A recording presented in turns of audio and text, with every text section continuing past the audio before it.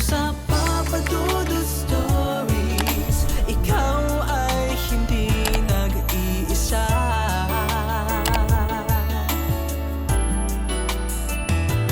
Dito sa Papa Dudut Stories, may nagmamahal sa'yo. Papa Dudut Stories, Papa Dudut Papa Dudut. Sa lahat po ng mga nakatutok ngayon, huwag pong kalimutan mag-like, mag-share at mag-subscribe. Maraming salamat po sa inyong lahat.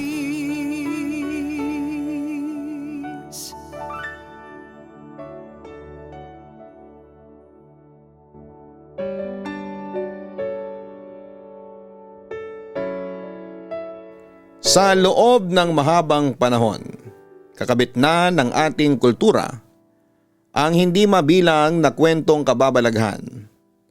Partikular na ang kwentong aswang, sinasabing marami na ang nakasaksi o nakaengkwentro sa nabanggit na nilalang. At marami rin naman ang hindi naniniwala dito. Lalo na kung ikaw yung tipo ng tao na naniniwala sa kasabihang to see is to believe.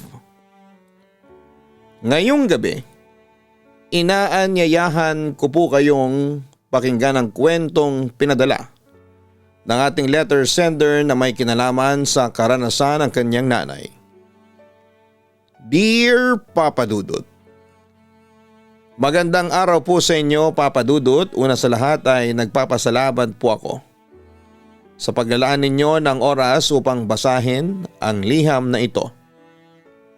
At pangalawa, maraming salamat din po sa inyong mga tagapakinig na patuloy kayong sinusuportahan.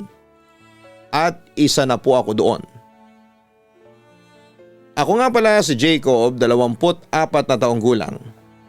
Ang pastime ko po ay ang tumugtog ng gitara at maglaro ng basketball. Pero kapag nasa bahay po ako at walang ginagawa ay parati po akong nakikinig ng Papa Dudut Stories, lalo na ang inyong mga kwentong kababalaghan. Kaya nga naisipan kong kulitin si nanay patungkol sa kanyang kababalaghang naranasan noong kabataan niya. Para naman ang sa gayon ay makapagbahagi rin kami ng sarili naming kwento at hindi na lang basta nakikinig. Maikli lamang po ito dahil sabi ni nanay kung ano lang ang mga natatandaan niya ay yun lang ang ikikwento niya sa akin. Pagpasensyahan niyo na rin po kung hindi ako ganun kagaling magkwento. First time ko lang din po kasing magsulat ng ganito. Pero ginawa ko po ang best ko para maging maayos ang liham ko na ito.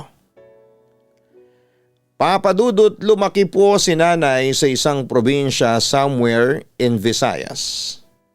Simula pagkabata hanggang sa siya ay nakapagtapos ng pag-aaral at magkaroon ng una niyang trabaho ay naroon siya sa kanilang probinsya.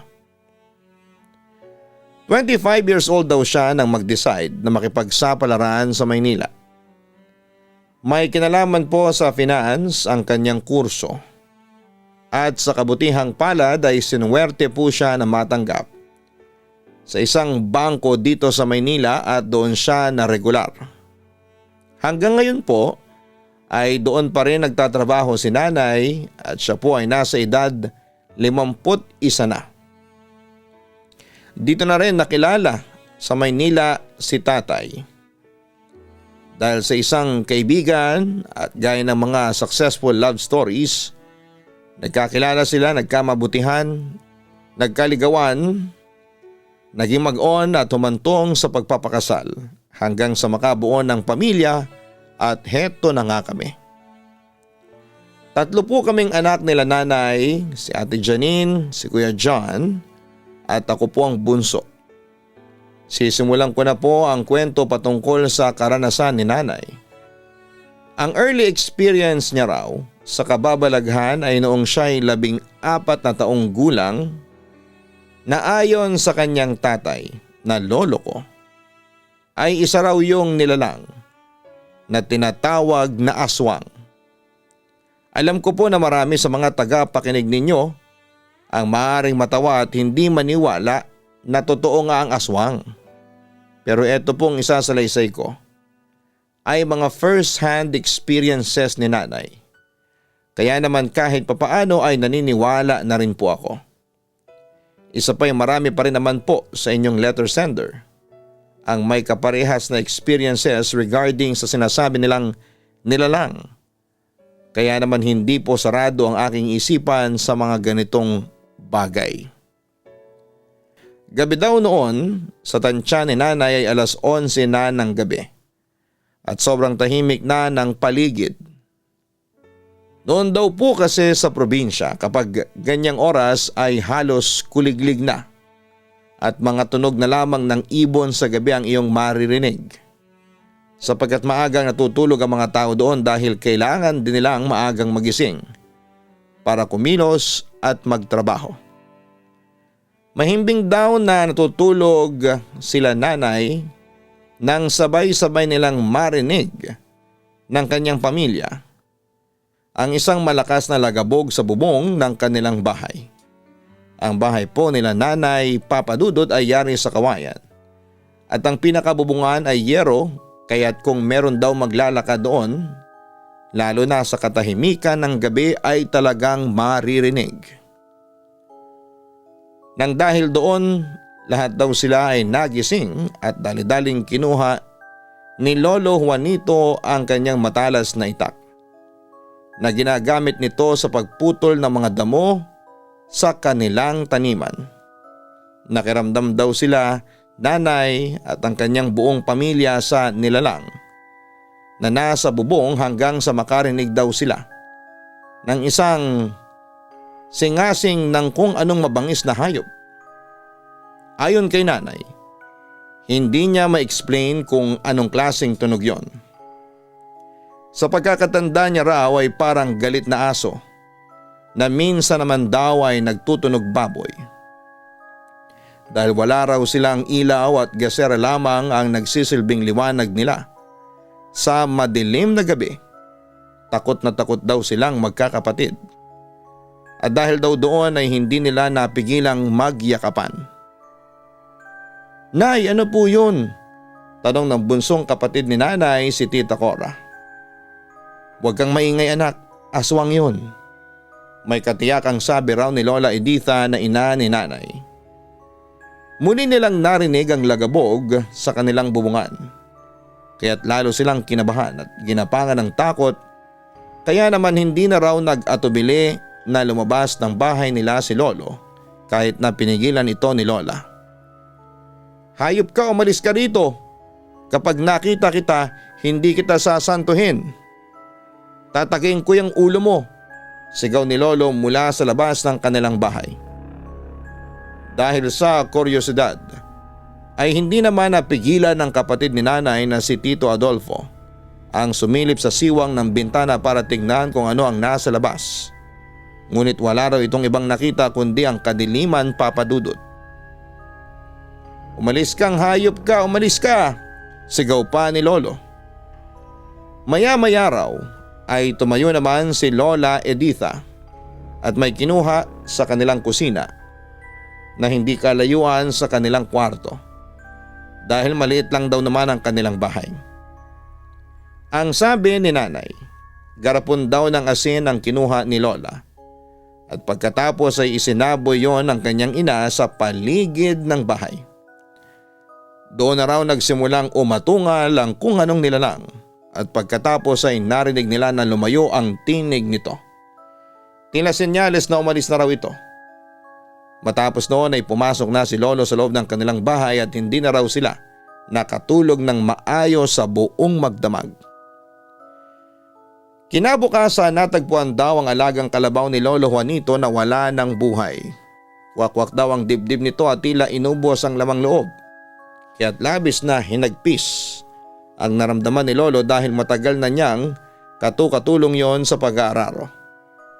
Ngunit sinabi ni Lola Editha na mas mabuti na yon kesa sa silang nabiktima ng sinasabi nilang aswang. May iba pa naman daw silang alaga na pwedeng makatulong kay lolo sa pag-aararo. Matapos nga ng pangyayaring yon, kumalat ang bali-balita sa kanilang lugar na mayroon ngang gumagalang aswang Papa Dudut. At dahil sa marami ang natatakot na sila na ang susunod na mabibiktima ay maaga silang nagsasarado ng bahay. Pagpatak pa lamang ng alas 6 at hindi na pinapayagang lumayo ang kanilang mga anak o maglaro sa labas kapag lumalatag na ang kadiliman.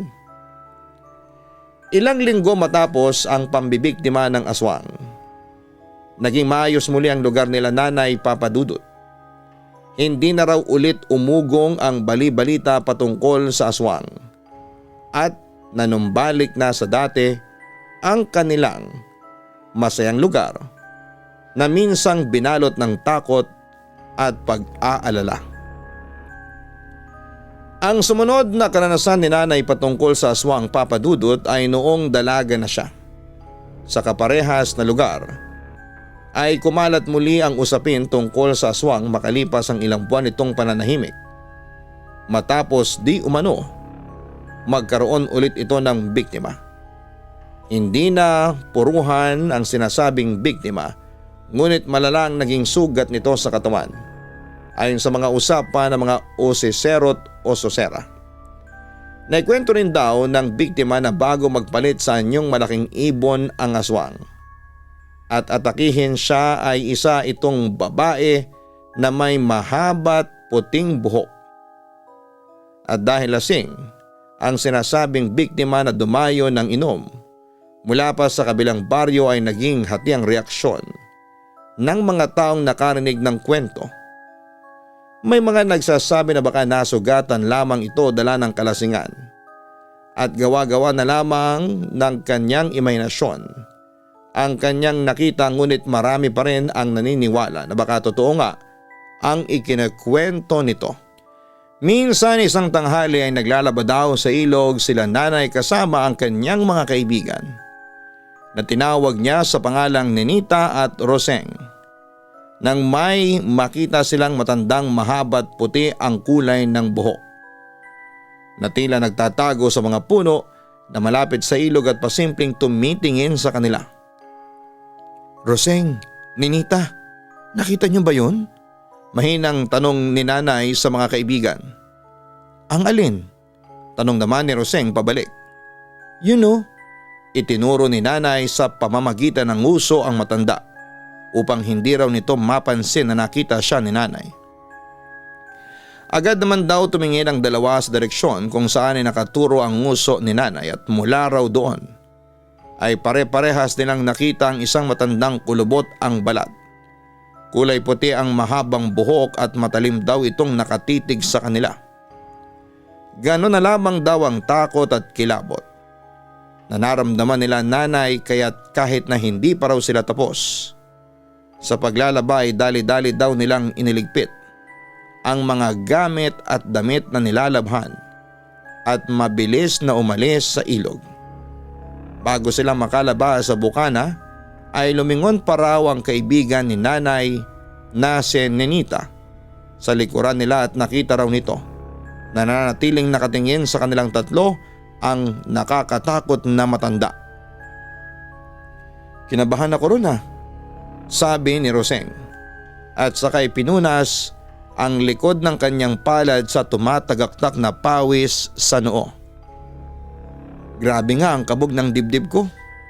Kulang na lang mawalan ako ng malay sa daanan habang naglalakad tayo. Nangihina ako sa takot kanina," wika naman ni Ninita. Sa sumunod na araw ay fiesta sa kabilang baryo. At dahil may kaibigan daw doon sila Nanay ay nakidayo sila rito.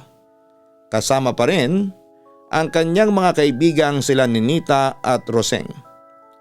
Sa pilitan pa raw bago siya payagan nila lolo at lola, ngunit sa bandang huli ay napapayag niya rin ang mga ito.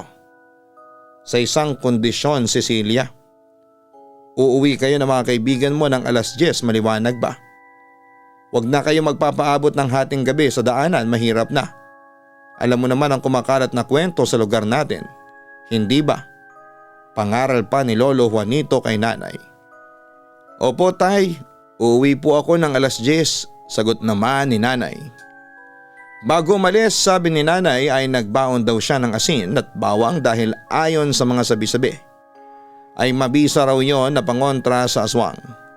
Naisip niyang maigi na yun daw ang gawin niya dahil baka kung anong maengkwentro nila sa daanan. Sa fiesta katulad ng iba pang mga fiesta sa probinsya ay may sayawan at hindi rin may iwasan na magkausap ang mga nagliligawan. At sabi ni nanay, dahil teenager ay hindi nila napigilan at tumikim ng alak kahit paunti-unti. Gayunman ay sinigurado raw niyang hindi siya malalasing para safe pa rin silang makakauwi lalo na't puro babae sila. Nang sumapit ang alas 9:15 ay niyaya na ni nanay na umuwi na sila ng kanyang mga kaibigan. Gayunman si Ninita ay hindi sumama sa kanila dahil nagsabi ito na makikitulog na lamang ito sa kanyang tiyahin na nakatira sa baryo kung saan sila nakifiesta. Nang dahil doon ay dalawa na lamang silang umuwi ni Roseng. Sa daanan tanging ang liwanag lamang daw ng buwan ang nagsisilbing tanglaw nila nanay para makita ang kanilang dinadaanan. Hindi pa kasi uso ang cellphone noon o kung meron man ay wala pa sila. Habang naglalakad ay nakakapit daw sa braso ni nanay si Roseng. Dahil kumpara sa kanilang dalawa ay mas marami raw itong nainom at medyo tipsy na. Ang lamig Cecilia, sabi raw nito na parang nanginginig na sa lamig ng hangin. Hindi umimik si nanay at nagpatuloy lang daw sila sa paglalakad. Maaga pa ngunit nahimik na ang paligid. Malayo-layo pa raw ng kaunti ang lalakarin nila bago makarating sa bukana ng kanilang baryo. Nang biglang mas lumakas at lumamig pa ang hangin. Kasabay noon ang huni ng mga kuliglig, mga panggabing ibon at tunog ng mga tuyong dahon sa lapag na kanilang naapakan. Bilisan natin Roseng, wika pa ni nanay. Para raw kasi siyang kinikilabutan at nagtatayuan ang kanyang mga balahibo. Pakiramdam daw niya ay may nakatingin sa kanila sa paligid at anumang oras ay may kung anong gagawin sa kanila. Ang kaninang mabilis na paglalakad ni nanay at ng kaibigan niyang si Ninita ay mas bumilis pa. Kulang na nga lang daw ay takbuhin na nila ang daan para agad na makarating sa kanilang baryo. Muling naging katamtaman ang hangin at kataka-taka raw na tumahimik ng kaunti ang paligid.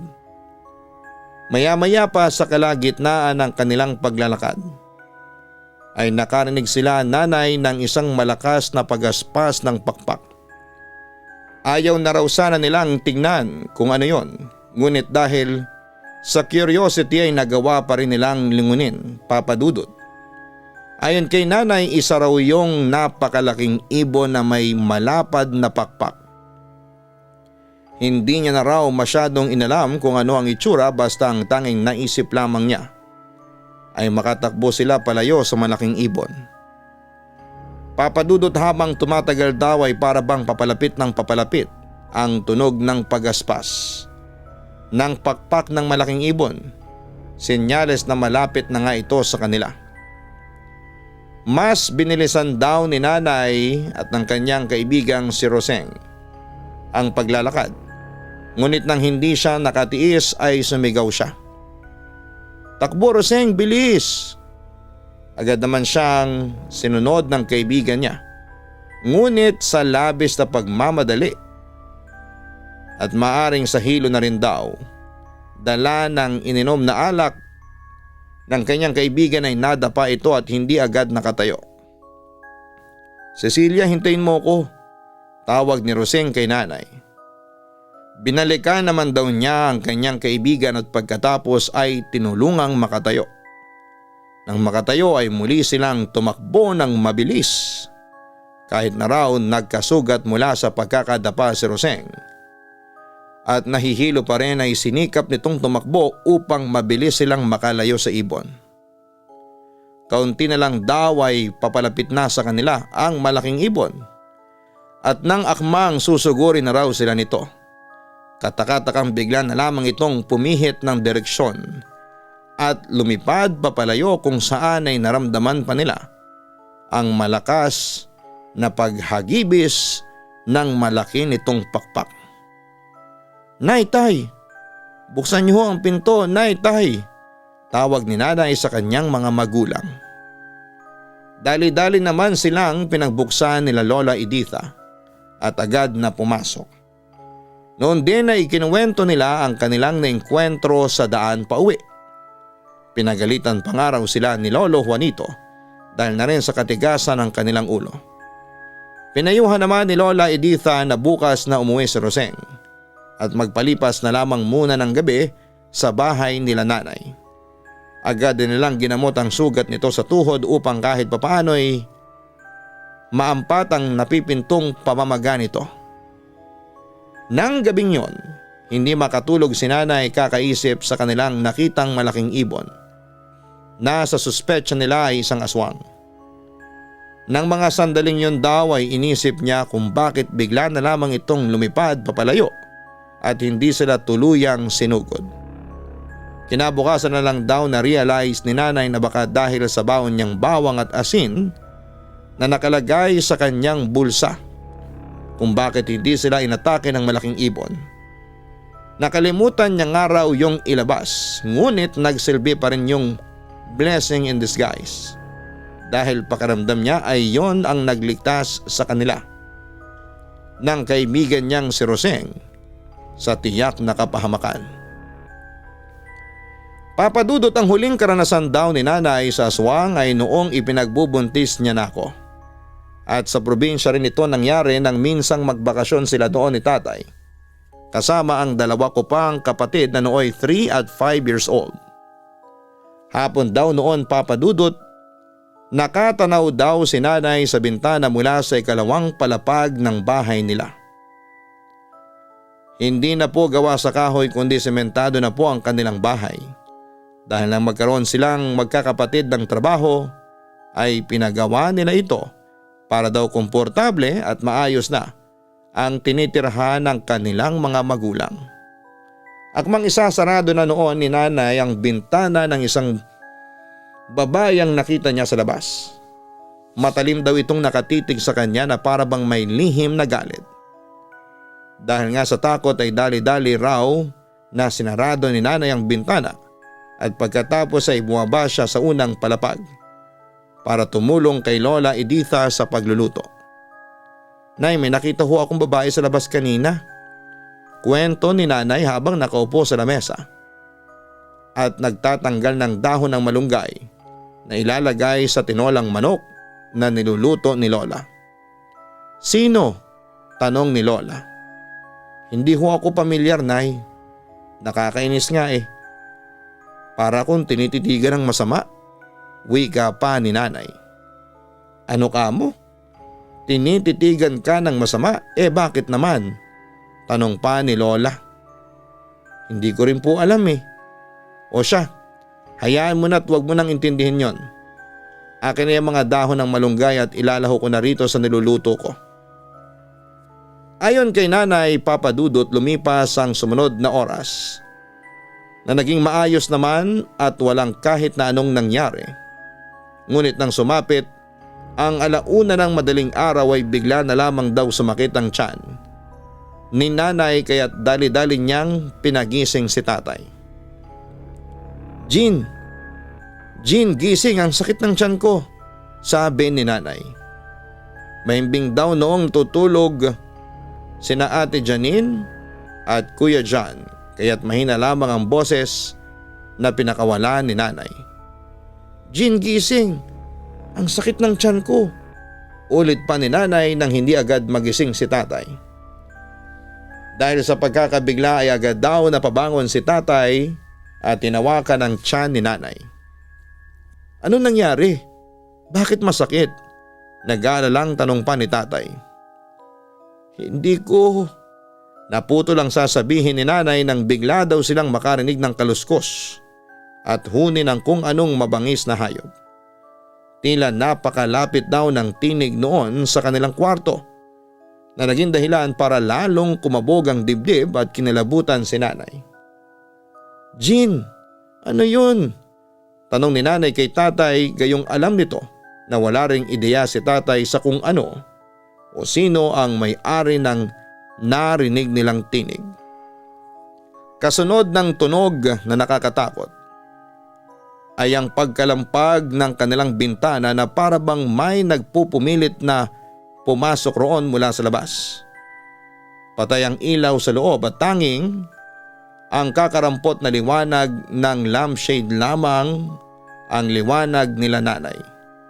Mabuti na lang ay gawa sa makapal na salamin ang bintana at hindi agad mababasag. "Jean, natatakot ako," wika pa ni nanay sa kabila ng pag-inda nito sa sakit ng tiyan. "Dito ka lang, sisilipin ko kung ano yung nasa bintana," saad pa ni tatay. "Wag na, baka kung ano pa yan, baka aswang pa yan," pigil ni nanay kay tatay. Narinig yata ni Lola ang kalabog sa kwarto nila nanay kaya't kumatok ito at tinanong kung okay lang ba sila. Gaya noon ay kumuha raw si Lolo ng itak at pagkatapos ay pinagmumura ang pinaghihinalaan nilang aswang. Pagkatapos noon ay katakatakang nawala ang paulit-ulit na kalabog sa bintana at kasabay noon ay ang pag-unti-unting pag-ayos ng pakiramdam ni nanay. Nawala na rin daw ang pananakit ng kanyang tiyan. Matapos yon, gaya ng nakasanayan ay nagsaboy daw si Lola Editha ng asin sa labas ng bahay sa may bandang bintana sa kwarto nila nanay at naging mahimbing ang kanilang tulog sa sumunod na oras.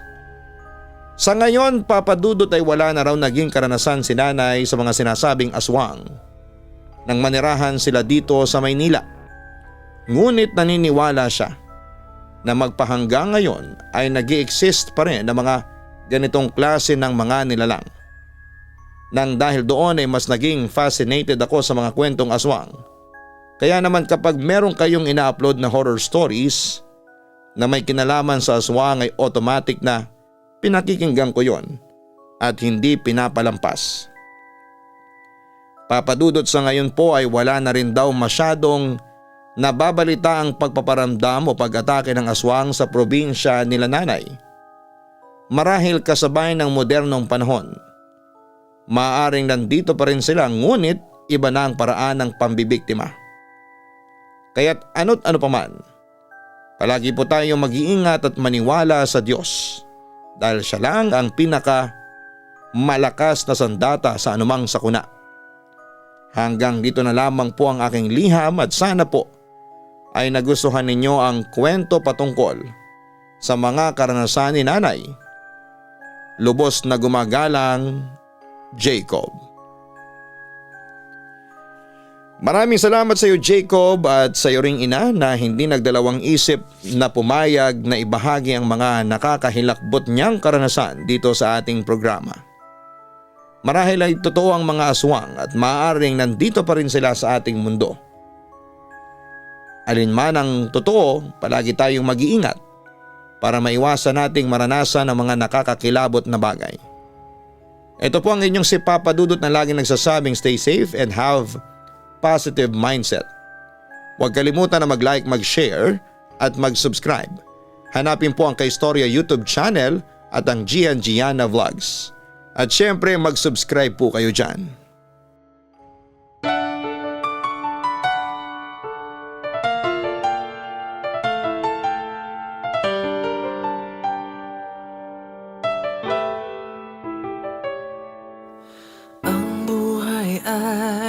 Mahiwaga, laging may lungkot at saya.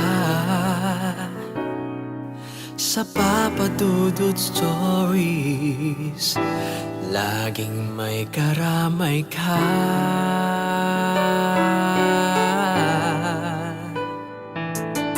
Mga problemang kay bigat, dito Pakikinggan ka sa Papa Dudut Stories. Kami ay iyong kasama dito sa Papa Dudut Stories. Ikaw ay hindi nag-iisa.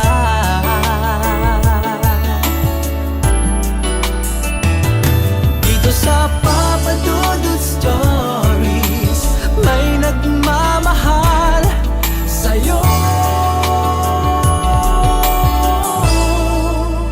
Papa Dudut Stories, Papa Dudut Stories,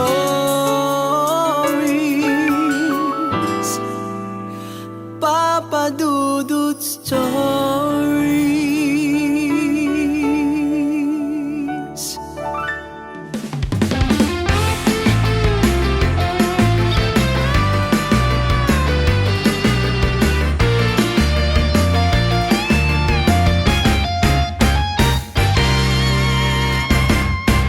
Hanap mo ba'y manok na masarap? Lechon manok na lagi niyong babalik-balikan. Let's go na magpatumpik-tumpik pa. Siguradong enjoy lahat sa kapagkainan. Papa Dudut, lechon manok, iba ang lasa, iba ang sarap.